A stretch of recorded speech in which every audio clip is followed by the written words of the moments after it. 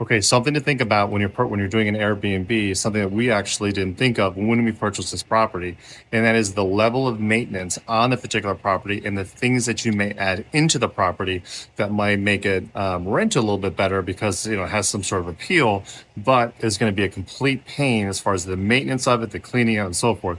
Behind me, as you can probably hear, this is one of our hot tubs. And you can kind of see it's in the middle of a forest. So in the wintertime, it's actually a really cool sort of feel to it where you're sitting around, snowing out right now. It's very cold. You sit back in the hot tub with a glass of wine.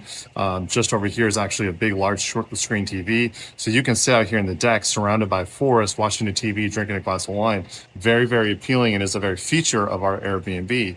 It might be why we booked pretty solidly throughout the entire year. Maybe not, I'm not quite sure. The second thing that we have actually in the house is an arcade system.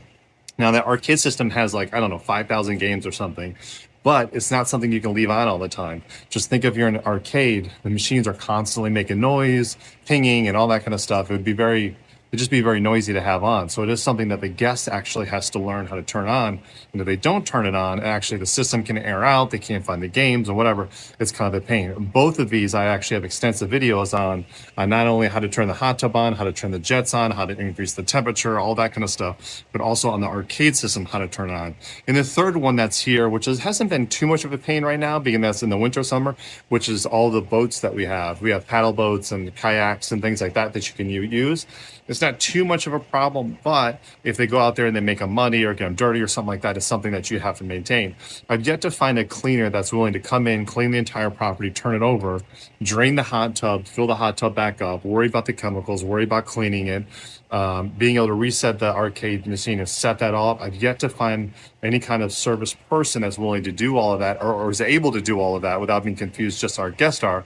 So what that's meant is that I have to come out quite frequently, almost every guest, and do this myself, fill up the water, check the jets, check the machine, change the arcade system, check the boat. So not necessarily passive income, not something you'd really think about. Luckily, we're still in the active stage. We own a property management company, so this is just one of the stops on a given day, so not much too big of a deal. But if you were buying an Airbnb and you were trying to use it as a more of a passive income, this definitely is something you'd want to consider. You wouldn't want to go and get all these extra things, boats, hot tubs, arcade game machines, anything like that that's going to need a lot of maintenance to it or a lot of upkeep, something you definitely want to eliminate. While that might mean that you have a little bit less occupancy, a little less rental, a little less income, the headache might be the trade-off of not having to do it. So something to think about. Just a quick note, as I was sitting here freezing out here in 35-degree weather, trying to fill up my hot tub to get ready for our next guest, something to think about. What's the maintenance? Really consider it before you dive in. I save you a lot of headache.